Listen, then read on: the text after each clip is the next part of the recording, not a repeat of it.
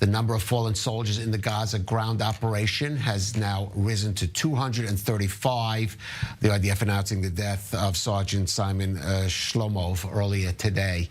Now, and of course, more than double that number was killed in terms of soldiers on October 7th. Now, each and every one of these passings is a story.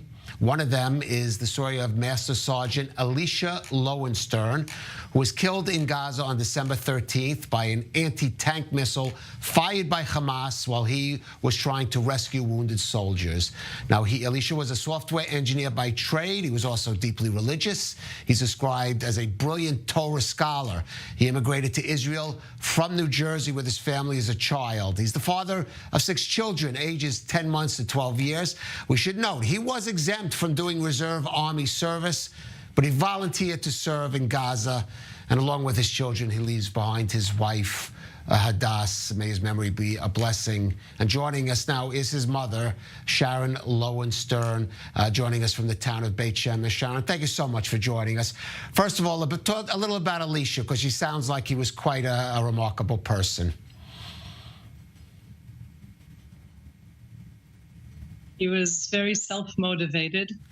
From a very young age, he loved Judaism, he loved Torah, he loved learning, he loved life. He was a really, really good kid. And he was very happy to be making Aliyah with us when he was 8. And this is where we built our life. Right. Now, I was struck because on several ways he could have avoided duty. I read he volunteered to do his reserve duty. Not everyone, as you know, in the religious community, in some areas of it, there's debate about doing army service.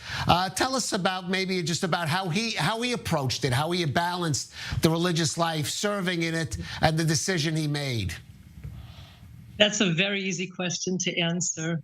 Elisha felt that serving in the army and defending the country was absolutely part of his service of God, every bit as much as sitting in the study hall and learning Torah or learning Gemara. This was just a continuation of that. For that reason, he continued to volunteer to serve the country because he saw it as a privilege, not as an obligation. It was absolutely part of his ethos. There was no doubt. And of course, his wife Hadass was completely behind him. He thought it was a chance to do a mitzvah, to go protect your country. Right. I just saw an interview with Hadass, and she talked about him as being a sort of inspirational figure.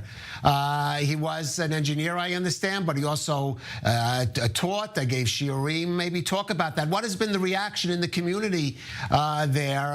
Everybody, I won't go into it. People know Beit Shemesh is a very complicated community, even in the sort of the spectrum of the religious communities it entails. But what has been the reaction to the sacrifice that he made? Okay, so I'll explain that Elisha and Hadass don't live in Beit Shemesh. Elisha grew up here, from the age of 8, but they live in a place called Harish in the north of the country. Right. The response in Beit Shemesh, though, has been remarkable, I'll say. We had, at our Shiva house, every day, there were hundreds of people going through almost at any one time. And we had people from absolutely every part of the spectrum of what it is to be Jewish, from shaved heads to man buns and piercings, all the way to people from the hardcore Yerushalmi Hasidic groups, and everything in between. Obviously, there's always going to be some wackos who this doesn't concern them, it doesn't speak to them. We ourselves are not a Haredi family, but I've worked with the Haredi population here all the time that we've lived in Israel. And they've been very, very supportive. People have come to me, some of the rabbis, some of the rebbitzins, some of the people I've worked with.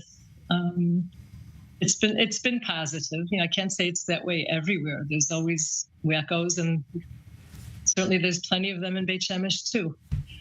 Right.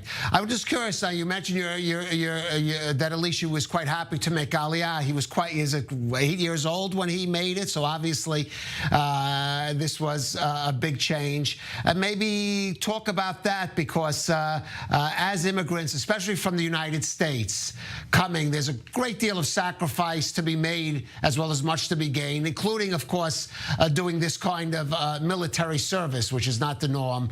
Certainly, the obligation is not the same for those still, those among us that know back in the United States. So when we came, he was very excited to be making Aliyah because it was a mitzvah, and that's a language that he spoke. It wasn't easy for him socially. He was a pretty gentle soul, and that's not how I would describe the kids he met when he came here. So it was a bit of a struggle socially for elementary school.